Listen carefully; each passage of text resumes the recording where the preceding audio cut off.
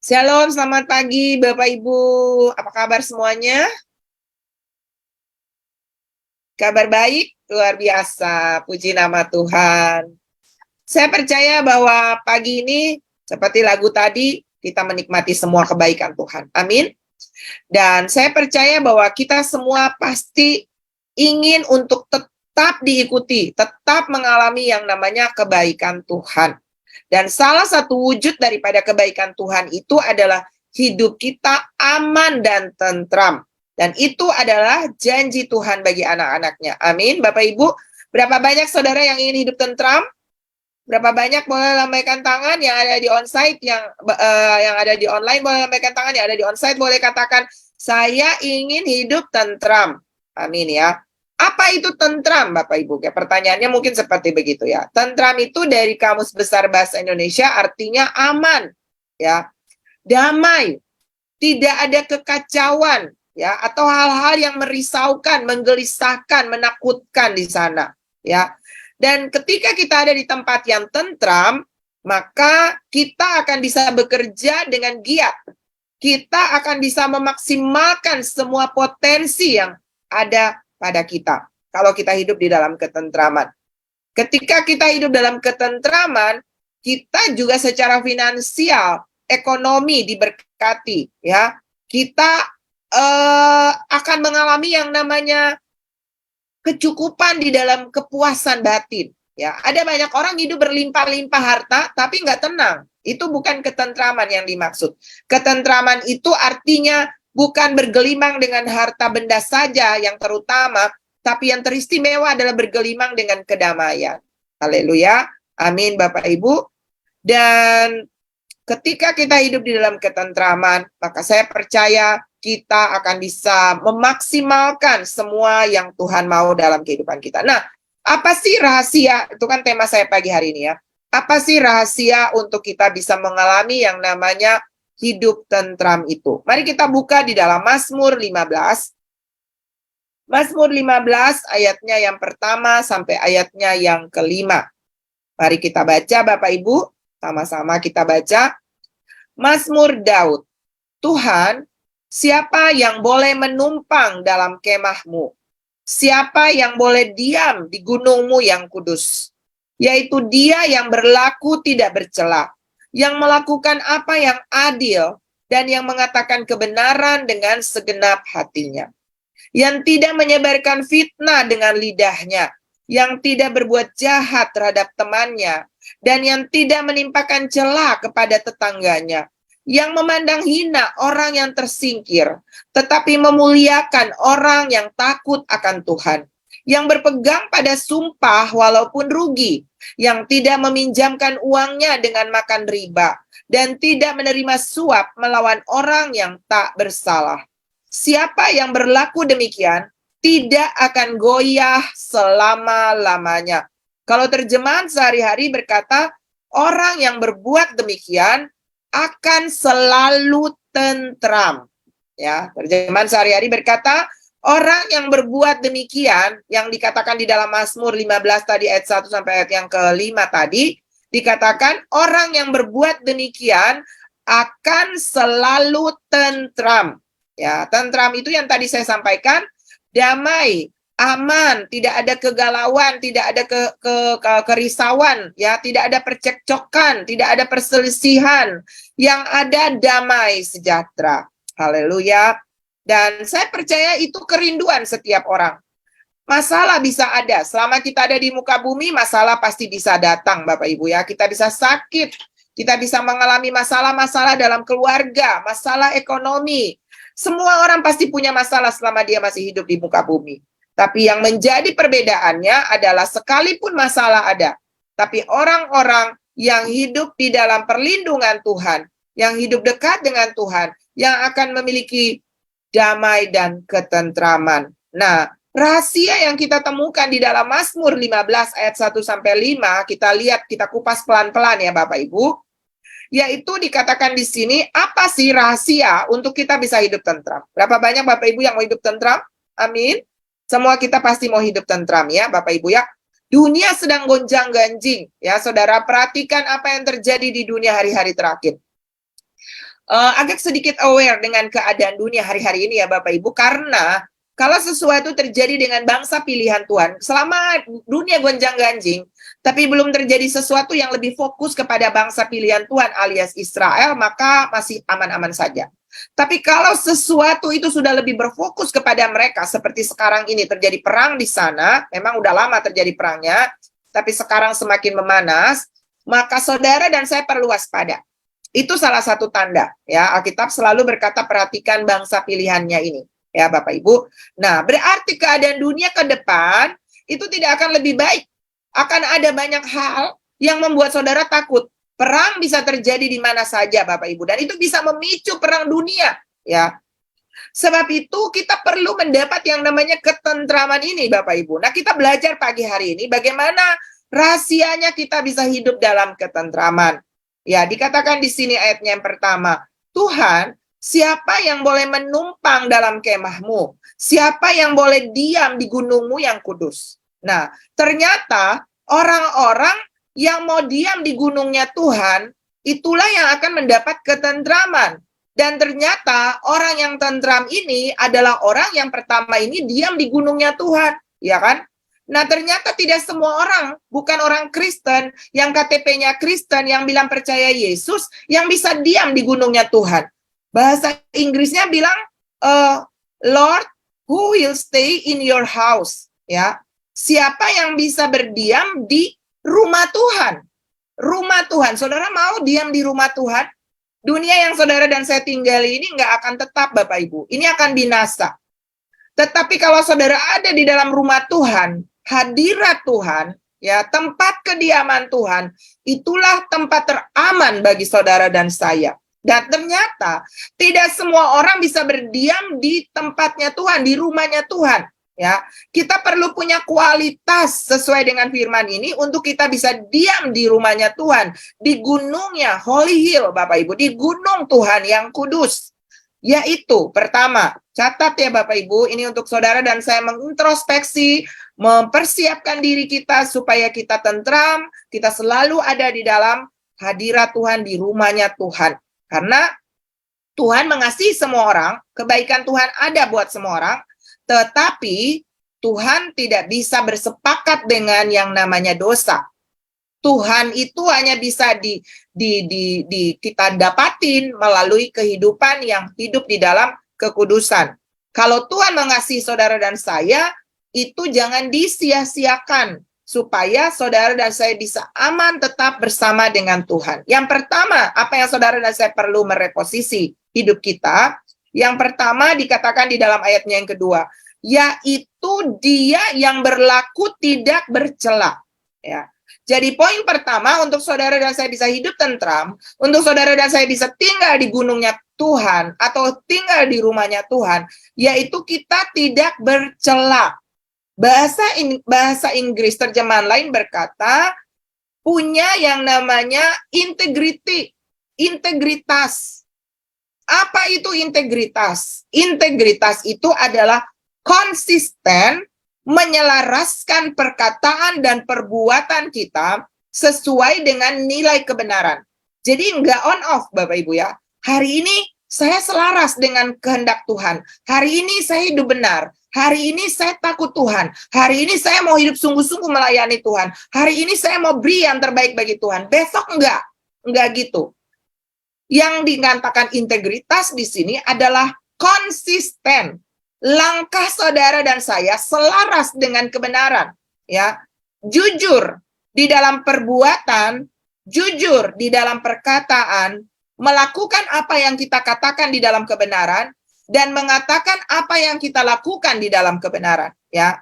Khotbah itu hidup dan hidup itu khotbah. Saudara mungkin tidak berkhotbah seperti saya, tapi hidup saudara bisa menjadi khotbah bagi orang lain. Orang bisa melihat kesabaranmu, orang bisa melihat kejujuranmu, orang bisa melihat kebaikan hatimu untuk menolong sesama. Orang bisa melihat bagaimana hidupmu yang takut akan Tuhan. Bagaimana engkau bisa bergaul dan menjadi berkat bagi banyak orang dan orang memuliakan Tuhan. Itu yang namanya kita menyelaraskan langkah kita dengan Tuhan. Itu adalah khotbah hidup saudara dan saya. Anda bisa berkhotbah di kampus, Anda bisa berkhotbah di kantor, saudara bisa berkhotbah di rumah. Dimanapun saudara dan saya ada, itulah khotbah, itulah panggung, bukan panggung, itulah mimbar bagi saudara. Untuk saudara bisa menyampaikan pesan-pesan Tuhan melalui lifestyle-mu. Ya, yang integritas, yang jujur, melakukan sesuai dengan kehendak Tuhan. Contoh, kita sering suka nyanyi lagu, ku mau cinta Yesus selamanya. Ku mau cinta Yesus selamanya. Meskipun badai silih berganti dalam hidupku, ku tetap cinta Yesus selamanya.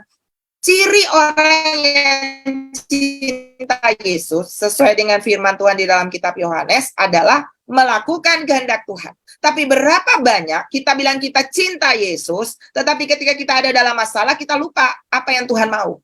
Ketika kita marah, kita benci orang, kita nyakitin orang, kita gosipin orang, kita fitnah orang, kita ngerasanin orang, kita mengeluarkan hal-hal yang tidak benar, tapi kita bilang kita cinta Tuhan.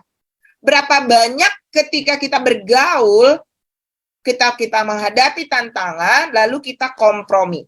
Berapa banyak kita diberi tanggung jawab, tapi kita tidak menyelesaikannya dengan tuntas. Yang penting selesai, ya. Melayani asal-asalan, melakukan tugas tanggung jawab ya yang penting jadi, asal jadi. Itu tidak punya yang namanya integritas. Orang-orang yang punya integritas ingin melakukan yang perfect, yang sempurna, yang terbaik. Bisakah? Bisa dengan bantuan Roh Kudus. Semua kemampuan yang saudara dan saya bisa kerjakan maksimal. Kalau saudara mampu mengerjakan, ya kita mungkin nggak bisa 100 ya.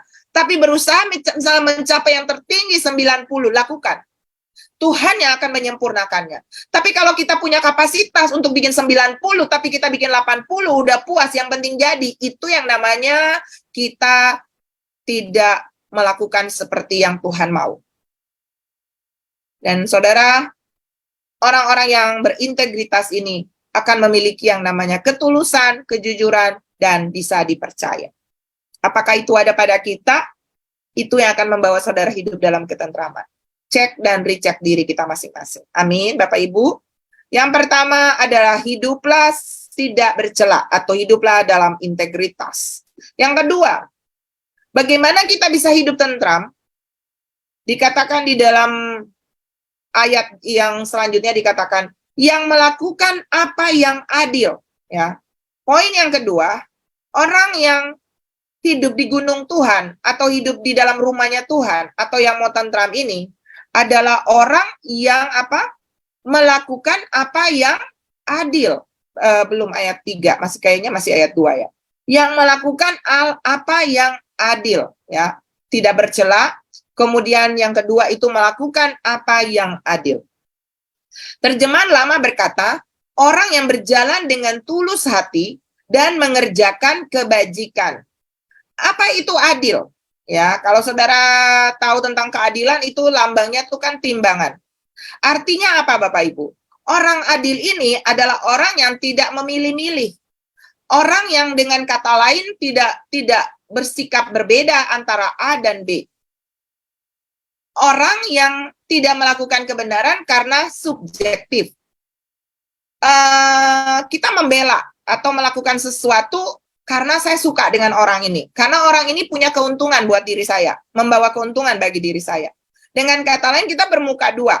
Dengan si A kita baik, dengan si B kita nggak baik. Tuhan tidak mau seperti begitu. Orang kaya, orang miskin, orang yang berpengaruh baik kepadamu atau tidak, saudara dan saya harus tetap berperilaku baik dengan mereka. Amin. Itu namanya orang yang adil. Orang yang kita bisa atasin, orang yang misalnya bisa kita harus tunduk kepada mereka, lalu kita lakukan karena kita takut ditegur atau dimarah. Tapi ketika orang yang tidak berpengaruh buat kita minta tolong, kita nggak tolong, itu namanya kita nggak adil. Adil itu artinya kita tetap baik dengan siapa saja. Kita jadi orang yang suka menolong siapa saja. Dalam kondisi apa saja, selama kita mampu melakukannya, lakukan. Itu yang namanya adil. Ya, Bapak Ibu ya. Kasarnya tuh nggak munafik. Sama di mana-mana, sama dengan siapa saja.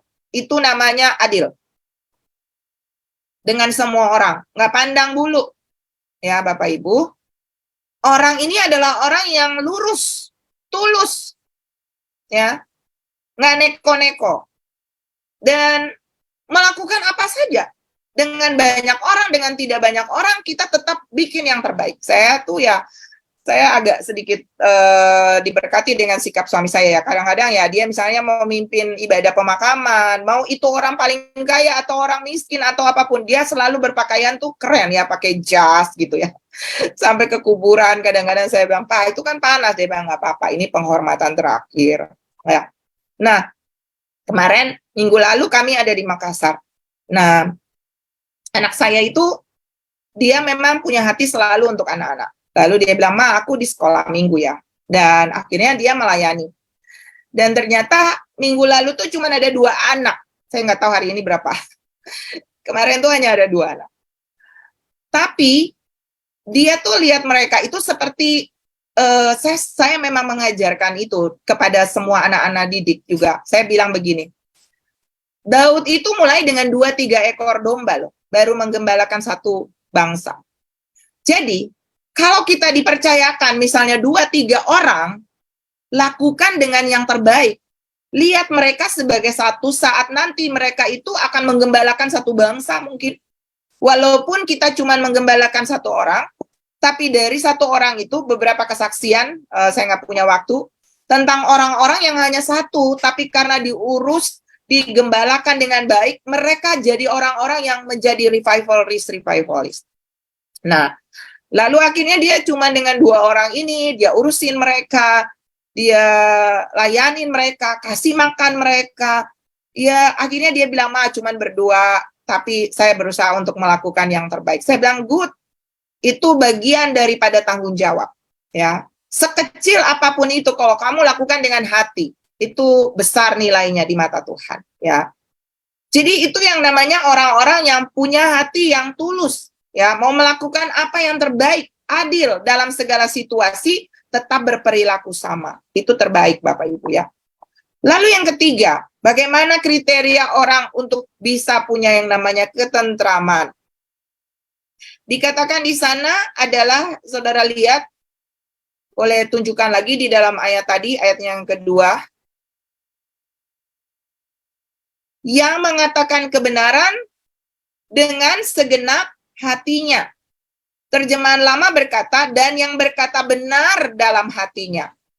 Lanjut ke ayatnya yang ketiga, ini berbicara tentang mulut ya Bapak Ibu. Yang ketiga, yang tidak menyebarkan fitnah dengan lidahnya, yang tidak berbuat jahat terhadap temannya, dan yang tidak menimpakan cela kepada tetangganya. Ayat 2b dan ayat 3, ini berbicara tentang apa Bapak Ibu? Mulut yang bersih, mulut yang tidak ada dusta, atau perkataan-perkataan cela, perkataan-perkataan nyek, perkataan-perkataan yang melemahkan, perkataan-perkataan yang menjatuhkan, perkataan-perkataan yang negatif, perkataan-perkataan yang menghakimi orang lain. Tapi yang keluar dari mulut kita adalah perkataan-perkataan bersih, perkataan-perkataan kebenaran, perkataan-perkataan kejujuran, perkataan-perkataan yang mengencourage orang, membangkitkan semangat orang. Ya, kamu bisa. Ketika seseorang melakukan sesuatu yang mungkin tidak sesuai dengan yang kita mau, bukan berarti kita bilang, ya kamu, enggak. Orang-orang yang ternyata ada di dalam rumah Tuhan, punya hati Tuhan, dari mulutnya selalu ada perkataan yang kamu bisa. Bahkan ketika orang itu gagal, dia bangkit lagi. Kamu pasti bisa. Udah, itu pelajaran. Nggak usah dibawa ke dalam masa depanmu. Itu sudah berlalu. Ayo tapakin hari esok. Keren. Itu anak-anak Tuhan, Bapak Ibu. Mulut yang selalu bersih. Mulut yang selalu menyemangati orang lain. Mulut yang selalu memberkati orang lain. Cek dan recheck. Apakah saudara melakukan hal yang sama? Tapi kalau di mulut kita selalu ada dusta, ya, kita selalu membuat alasan, maka kita bukan ada di rumah Tuhan. Kita nggak bisa hidup di rumah Tuhan, dan pastinya kita nggak akan ada dalam ketentraman. Terjemahan sehari-hari berkata, yang tidak memfitnah sesamanya, tidak berbuat jahat terhadap kawan, dan tidak menjelekkan nama tetangganya. Saudara, hari-hari ini, untuk membela diri, atau membuat kita kelihatan lebih baik, kita mudah sekali menjelekkan orang lain. Tapi mari kita belajar pagi hari ini Bapak Ibu. Untuk apapun yang terjadi, tetaplah punya jaga mulut kita untuk tidak memfitnah orang lain. Untuk tidak menggosip orang lain. Suami saya selalu bilang kalau kita cerita kelemahan orang atau kejelekan orang, orang itu nggak hadir, itu namanya gosip. Itu namanya fitnah. Ya, kalau mau ngomongin orang, kalau itu kesalahannya, pastikan orang itu ada. Tegur dia dulu, kasih tahu ini salahnya. Jangan kita belum tahu salahnya apa, udah satu dunia tahu tentang kesalahan orang itu. Itu namanya fitnah, itu namanya gosip. Itu namanya mulut yang tidak bersih. Ya, menimpakan celak atau menjelekkan nama tetangga, menjelekkan nama orang lain. Ya, dan ternyata ini tidak menyenangkan hati Tuhan. Ini membuat saudara dan saya nggak bisa akan tetap ada di dalam rumahnya Tuhan dan tidak bisa mendapat yang namanya ketentraman. Anak saya bangga sekali dengan adik-adiknya anak terang. Kemarin sore dia bilang begini, "Ma, aku senang sekali loh dengan anak-anak adik-adikku itu karena mereka itu kalau terlambat nggak ngeles. Mereka bilang jujur, aduh kakak, aku bangun terlambat. Mama papa juga terlambat." Jadi jujur gitu loh Bapak Ibu. Nggak alasan inilah itu, nggak. Kebanyakan kan kita terlambat. Mungkin karena terlambat bangun, terlambat datang. Kita suka alasan macet lah, ban kempes lah, inilah, itulah. Mulut ini harus ada cuman yang namanya kejujuran. Ya. Kadang kita takut dengan manusia, takut dimarahin bos, takut dimarahin mungkin pendeta, atau takut dimarahin teman. Kita bohong. Kita menyenangkan hati orang, tapi kita melukai hati Tuhan. Ingat Bapak Ibu, Bapak segala pendusta itu iblis. Jadi dengan suami, dengan istri, dengan anak, dengan rekan, belajarlah untuk jujur. Amin. Kalau kita salah, katakan aja kita salah. Ya, kami membangun itu budaya di dalam rumah kami. Kalau salah, katakan salah. Jelaskan kesalahanmu. Jika bisa sedetailnya, katakan aja. Karena apa? Nggak perlu takut. Sesalah apapun kamu, setiap kita akan tetap membuka tangan menerima kamu apa adanya. Ya, itu juga kita budayakan ya Bapak Ibu, supaya di dalam jemaat, di dalam keluarga, di dalam komunitas manapun kita berada, karena kita orang yang punya hati seluas samudra, orang lain nggak perlu takut salah. Kalau dia salah, kita akan bisa menerima dia aja apa adanya, melupakan. Mungkin seketika kita akan marah, jengkel, tapi kemudian hati Tuhan akan membantu kita untuk bisa melupakannya. Amin. Tapi yang penting adalah menyenangkan Tuhan lebih dari menyenangkan manusia. Kalau kita mencari perkenanan manusia melebihi perkenanan Tuhan, kita kompromi. Ya, kita cari muka, kita berdusta, kita tidak jujur, karena yang penting manusia senang. Tapi yang Tuhan mau, yang saya mau sampaikan pagi ini adalah yang penting Tuhan disenangkan. Amin Bapak Ibu, kita belum sempurna. Tapi ketika kita jujur, maka Tuhan menghargai yang namanya kejujuran. Alkitab bahkan berkata, walaupun dosamu merah seputih semerah kirmisi, Tuhan putihkan putih seputih salju. Artinya, nggak perlu takut kalau kita salah, jujurlah. Amin, Bapak Ibu ya. Jaga mulut, tetap bersih, tetap berkata jujur. Yang keempat, Bapak Ibu, apa rahasia kita bisa hidup dalam ketentraman? Alkitab berkata di dalam ayatnya yang keempat, yang memandang hina orang yang tersingkir, tetapi memuliakan orang yang takut akan Tuhan. Apa maksudnya memandang hina? Kita kan nggak boleh memandang hina orang yang tersingkir. Ya. Terjemahan lain berkata bahwa He doesn't like bad people, but he does like the servant of the Lord. Artinya apa, Bapak Ibu? Kita tidak suka dengan orang-orang yang kita tidak suka dengan kelakuannya, gitu ya. Bukan membenci orangnya, tapi tidak suka dengan orang yang melakukan kejahatan, hal-hal yang buruk kita nggak suka. Tapi kita suka, kita senang dengan orang yang melayani Tuhan. Maksudnya apa, Bapak Ibu? Kita menjaga pergaulan. Kita nggak bergaul asal. Kita bergaul dengan orang-orang, berteman dengan siapa saja harus, Bapak Ibu ya. Kita nggak boleh punya musuh. Jadi kita bisa mengasihi semua orang, bergaul dengan semua orang, oke. Tapi yang namanya saudara membangun komunikasi untuk saudara menerima input, jangan sembarangan orang. Alkitab berkata, pergaulan yang buruk merusak kebiasaan yang baik.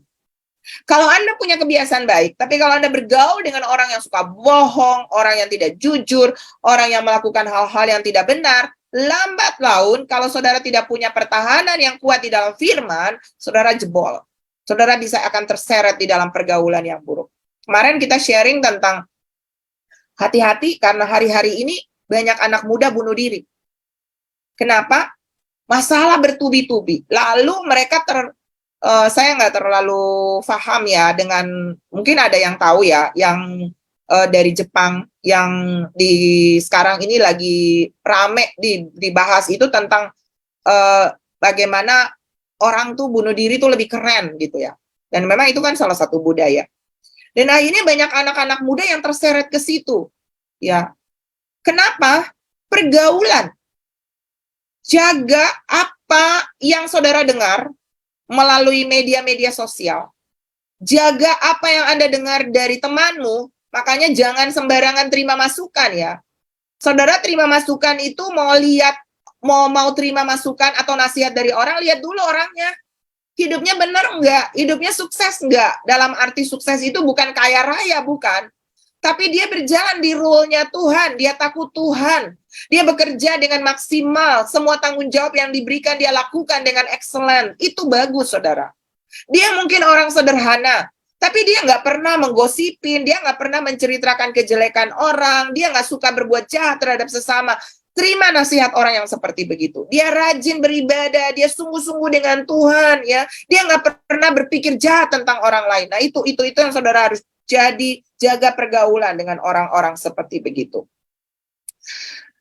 Dan itu salah satu daripada doa saya buat anak-anak saya. Saya bilang, Tuhan, kelilingi anak-anakku, ya, jemaat CKF dengan orang-orang yang terbaik. Jauhkan mereka dari pergaulan yang buruk, ya. Teman-teman yang berhati busuk, yang suka iri, yang suka dengki, yang suka menceritakan, mau tahu teman suka iri dan dari hati busuk tuh dari mana? Dari perkataannya. Kalau dengan perkataannya dia tuh seperti tusukan pedang, ya. Nasihat bagus, tapi kalau perkataan menjas, menghakimi, perkataan-perkataan menjatuhkan, berbeda dengan nasihat. Nasihat itu teguran, bagus.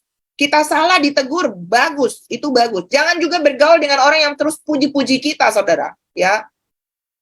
Madu itu justru kadang-kadang yang manis-manis itu racun, tapi yang pahit-pahit itu bisa obat. Memberi nasihat itu perlu bagi saudara dan saya. Tapi kalau perkataan menghakimi, perkataan melemahkan, perkataan menjatuhkan, itu nggak boleh ada di mulut anak Tuhan. Kita harus mensupport, ya. Kalau ada teman kita punya kelemahan, kita harus menunjukkan bukan kelemahannya, tapi kita harus kasih tahu, ini caranya untuk kamu bisa memperbaikinya. Bukan cuman terus fokus kelemahan kamu tuh, kelemahan kamu tuh, kelemahan kamu tuh, kelemahan kamu, enggak. Sama dengan suami, sama dengan istri, sama dengan anak-anak. Saya membudayakan itu di keluarga, di teman-teman yang saya tahu. Saya selalu, papa saya ajarin, kamu kalau lihat orang jangan pakai kacamata hitam. Kalau kita lihat orang pakai kacamata hitam, pasti semua gelap.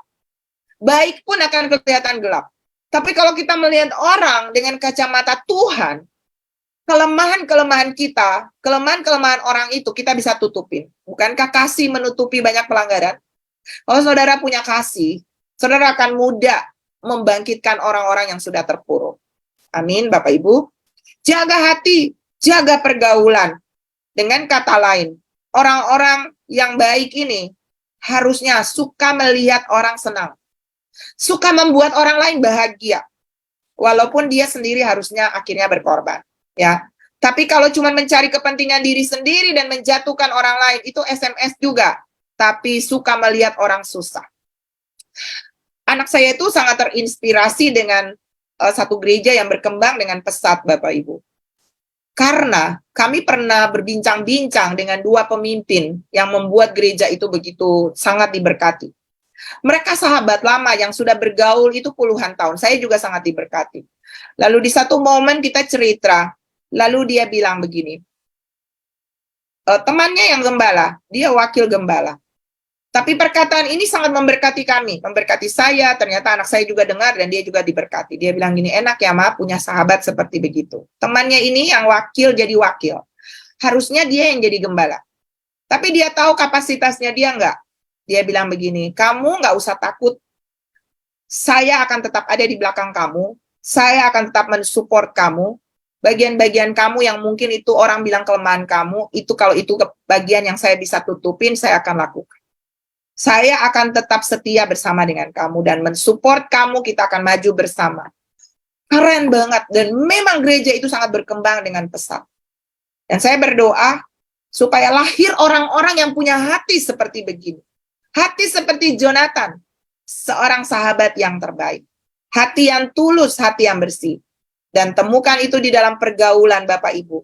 Maka saya percaya kelemahan-kelemahan kita bisa saling menutupi, saling menyemangati, saling mengingkari satu dengan yang lain. Sehingga kita bisa menjadi berkat bagi banyak orang. Amin. Dan yang kelima Bapak Ibu, yang berpegang pada sumpah walaupun rugi. Orang-orang yang ada di rumah Tuhan, orang-orang yang mau hidup tentram, adalah orang-orang yang tidak suka ingkar janji. Kalau dia sudah janji, dia pasti tepatin walaupun rugi. Itu kata firman Tuhan. Tepatin janjimu walaupun rugi. Satu-satunya cara untuk saudara dan saya bisa menjadi orang jujur adalah menepati janji. Ya. Harus. Anak Tuhan itu harus tidak boleh ingkar janji. Merpati nggak pernah ingkar janji kan? Merpati itu lambang Roh Kudus. Kalau dia ada dalam Bapak, Ibu, Saudara, dan saya, kita nggak boleh ingkar janji. Lalu yang keenam, apa rahasia untuk kita bisa hidup dalam ketentraman? Dikatakan di dalam ayatnya yang kelima, yang tidak meminjamkan uangnya dengan makan riba, dan yang tidak menerima suap melawan orang yang tidak bersalah. Terjemahan sehari-hari berkata, dan meminjamkan uang tanpa bunga, yang tidak mau menerima uang suap untuk merugikan orang yang tidak bersalah. Yang meminjam uang dengan bunga itu bank, saudara. Kalau saudara meminjamkan uang kepada orang, tapi saudara minta bunga, wah, sekarang gila-gila ya, saudara. Ya, pinjol-pinjol itu gila, ya. Tapi saya menyaksikan teman-teman, orang-orang yang saya kenal, yang suka pinjam uang dengan makan bunga yang besar, rentenir, lintah darat, hidupnya nggak tentram. Benar, benar. Matinya mengerikan, sakitnya ngeri-ngeri, saudara. Kalau ada di sini, bertobat, Bapak Ibu. Kalau orang membutuhkan bantuan, kasih pinjam aja, nggak usah pakai bunga-bungaan. Semampu dia bantu, ya dia cicil, ya cicil. Kalau dia nggak bisa, ya sudah, ampuni dia. Memang itu bagian dari sebenarnya firman Tuhan bilang, kita nggak boleh meminjamkan uang karena itu menjadi beban bagi diri kita sendiri ya. Tapi kalau orang itu misalnya mau mampu ganti ya nggak apa-apa juga Bapak Ibu ya. Tapi sebaiknya kalau saudara mau memberkati ya memberkati aja, nggak usah dipinjemin gitu kan. Jadi rentenir itu tidak ada di dalam kamus mendapat ketentraman. Kemudian dikatakan di sini tidak menerima suap untuk merugikan orang yang tidak bersalah. Apa maksudnya? Gampang disogok. Bisa dibeli, ya, kompromi untuk mendapatkan sesuatu yang menyenangkan hati kita. Bisa nggak setia karena mendapat untung yang lebih besar di tempat lain. Bisa nggak setia karena ada cowok yang lebih keren dengan istri atau dengan wanita yang lebih baik, ya. Bisa tidak setia karena apa? Karena bisa dibeli. Ada banyak anak-anak muda yang karena cowok ganteng tinggalkan kebenaran, tinggalkan Tuhan. Karena punya duit banyak, bisa dibeli. Hari-hari ini orang dibeli untuk hanya dapat handphone. Jual keperawanannya, jual keperjakaannya. Wow, ngeri. Nggak boleh. Firman Tuhan di dalam Amsal berkata, belilah kebenaran dan jangan menjualnya. Saudara dan saya harus punya nilai. Sadrak, Mesak, dan Abednego. Bahkan ketika ditawarin untuk jangan menyembah patung, kalian akan dibebaskan. Tapi kalau kalian kalau kalian tidak menyembah patung, kalian akan dilemparkan ke dalam dapur api. Saudara dengar jawaban orang-orang yang punya nilai tidak kompromi, punya nilai yang tidak bisa disogok. Apa kata mereka? Sekalipun Allah yang kami sembah tidak menolong kami, kami tidak akan menyembah selain Allah yang hidup. Harusnya semua orang Kristen punya nilai yang sama. Enggak kompromi untuk melakukan sesuatu kedagingan, hal-hal daging atau hal-hal yang menyenangkan daging, lalu meninggalkan nilai kebenaran. Untuk dapat sesuap nasi, untuk dapat cewek cantik, untuk dapat cowok ganteng, untuk dapat pekerjaan, kita jadi nggak setia, kita nggak jadi melayani dengan sungguh-sungguh. Waspada Bapak Ibu. Ini akan membuat kita menjauh dari yang namanya ketentraman. Amin. Amin Bapak Ibu. Dan ternyata berkat dari orang-orang yang punya kualitas, 6 kualitas di atas tadi, ya, yang catat pasti tahu, 6 kualitas yang kita dapat di atas tadi, maka kita akan menjadi orang-orang yang selalu tinggal dekat dengan Tuhan. Kita tidak akan goncang, goyah, masalah boleh terjadi di luar kita, tapi dalam kita tetap aman dan tentram. Dan kita tetap hidup di dalam ketentraman bersama Tuhan selama-lamanya. Saya tutup dengan cerita ini Bapak Ibu. Ada sepasang saudara, kakak dan adik. Mereka hidup bersama dan mereka mengerjakan pekerjaan bercocok tanam, berkebun. 40 tahun mereka hidup rukun, ya, saling menolong, saling menyemangati satu dengan yang lain. Tapi satu ketika mereka miss komunikasi mungkin, lalu terjadi percekcokan. Dan singkat cerita mereka bertengkar sampai akhirnya muncul permusuhan, muncul yang namanya kebencian. Lalu yang tadinya penuh damai itu mulai hilang dan mereka mulai saling mengata-ngatain satu dengan yang lain. Intinya tuh saling menyakiti satu dengan yang lain. Dan akhirnya si adik mengambil bulldozer, eskavator gitu ya, menggali tanah di lahannya, lalu mengalirkan air supaya air sungai mengalir sehingga dia nggak akan bisa lagi bersentuhan dengan lahan kakaknya. Jadi terpisah, jarak antara lahannya dia dipisahin oleh sungai. Lalu satu ketika di rumah kakaknya itu datanglah seorang tukang. Lalu tukang itu mengetuk pintunya dan ketika kakaknya membuka pintu, tukang itu bilang gini, saya sedang mencari pekerjaan. Bisakah Bapak memberikan saya sebuah pekerjaan? Lalu kakaknya itu bilang, iya, saya seorang tukang. Lalu kakaknya itu bilang, oh saya punya kerjaan untuk kamu. Dan singkat cerita kakaknya bilang begini, saya punya tetangga. Sesungguhnya dia adik saya. Tapi saya sangat sakit hati dengan sikapnya. Karena dia sudah membuat bendungan, dia membuat sungai yang memisahkan lahan dia. Sepertinya dia menghina saya. Sepertinya betul-betul dia mau pasang permusuhan dengan saya. Jadi benar-benar saya akan balas itu dengan tindakan yang sama. Kamu tolong bangun tembok kayu setinggi 10 meter di samping sungai itu. Supaya benar-benar saya nggak usah lagi lihat dia selama-lamanya. Dan tukang kayu itu bilang, oke, saya akan lakukan tugas itu. Tolong bantu saya belikan bahan-bahan, dan saya akan membuat seperti permintaan Anda.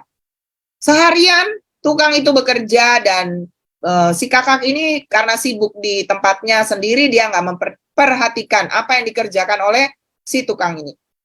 Dan setelah sore, ketika dia datang di tepi sungai lahannya dia, betapa terkejutnya dia. Karena bukan tembok yang tinggi 10 meter yang dibangun oleh tukang kayu. Tapi, apa Bapak Ibu? Ada yang tahu? Ada yang tahu nggak? Kalau yang tahu dapat hadiah. Di Zoom ada yang tahu nggak? Kalau ada tulis, saya kasih hadiah loh, beneran. Siapa yang menjawab nomor 1 ini? Anak saya teriak. Dia membangun jembatan. Tadi saya lihat ada yang menjawab. Siapa ya yang menjawab ya? Tolong dicatat siapa yang menjawab pertanyaannya saya tadi. Oh, Ibu Yoma juga mencatat. Apa Ibu Yoma jawab ya? Ya, saudara, dia membangun jembatan.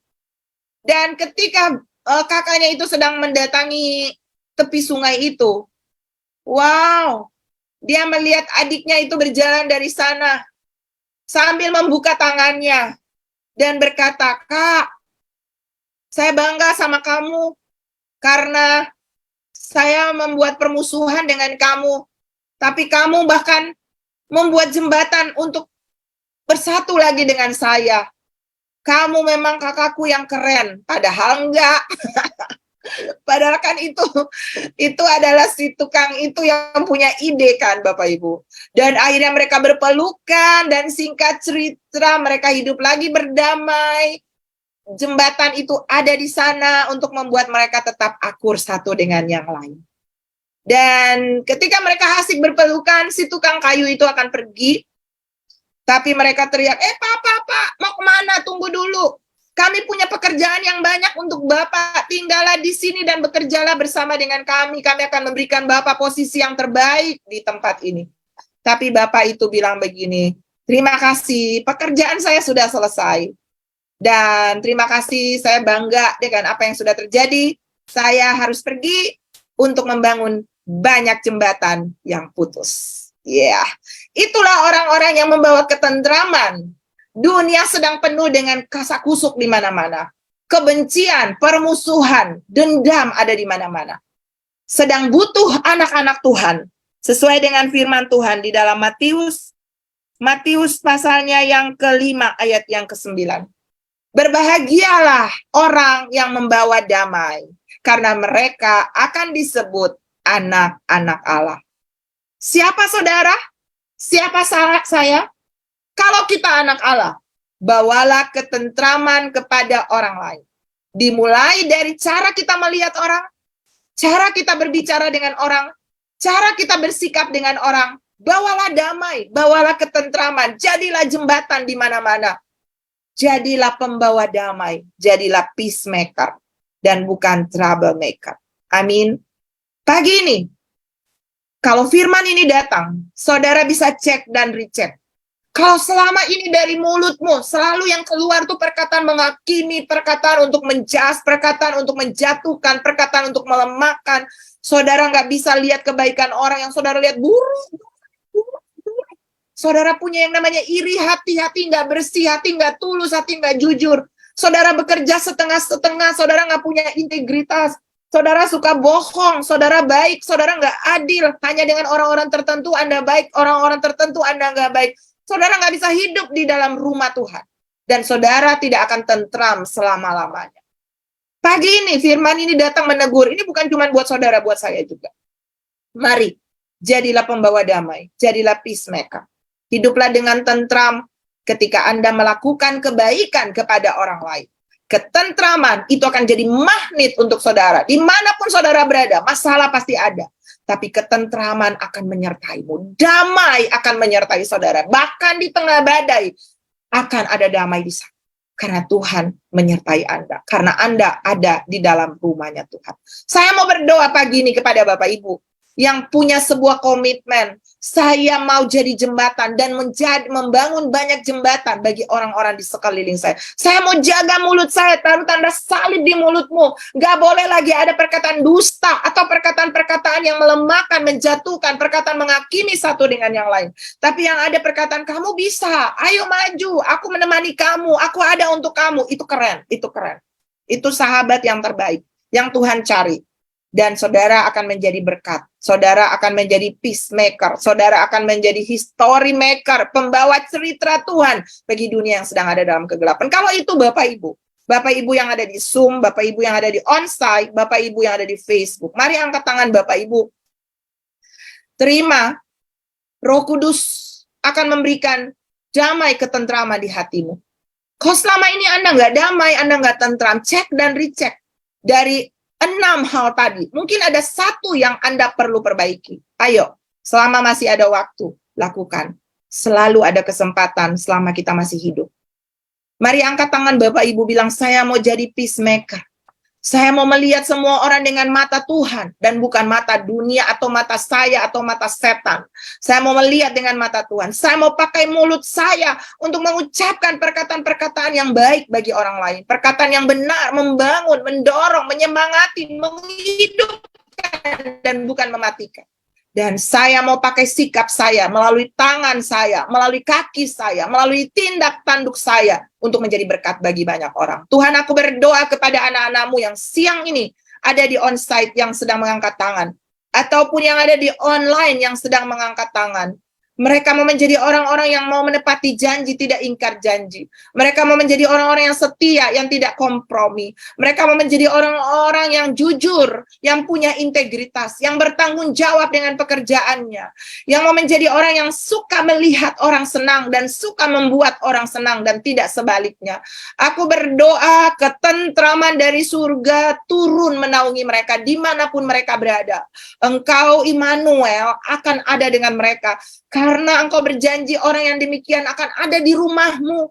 Dan Engkau omnipresent. Rumahmu ada di mana-mana. Hadiratmu ada di mana-mana. Akan menemani mereka. Sehingga ketika mereka ada dalam ketakutan, mereka tetap damai. Mereka ada dalam masalah, mereka tetap damai. Mereka sendirian, mereka tetap damai. Mereka sakit, mereka tetap damai. Mereka sedang ada dalam masalah, mereka tetap damai. Kenapa? Karena Tuhan Immanuel ada dengan mereka. Mereka tetap ada dalam covering-Mu, ada di dalam rumah-Mu. Tuhan, tolong kami berubah. Kami tidak menjadi orang yang apatis, puas dengan hari kemarin. Setiap hari kami harus berubah, lebih baik, lebih benar di dalam Engkau, sampai kami menghadap Tuhan di Sion. Hamba selesai, tapi Roh Kudus jangan berhenti. Teruslah berbicara di hati anak-anak-Mu. Tolong mereka dan bantu mereka, kami semua termasuk hamba-Mu, untuk kami hidup menyenangkan hati Tuhan. Terpujilah nama-Mu Bapa. Ini doaku di dalam nama Tuhan Yesus. Haleluya.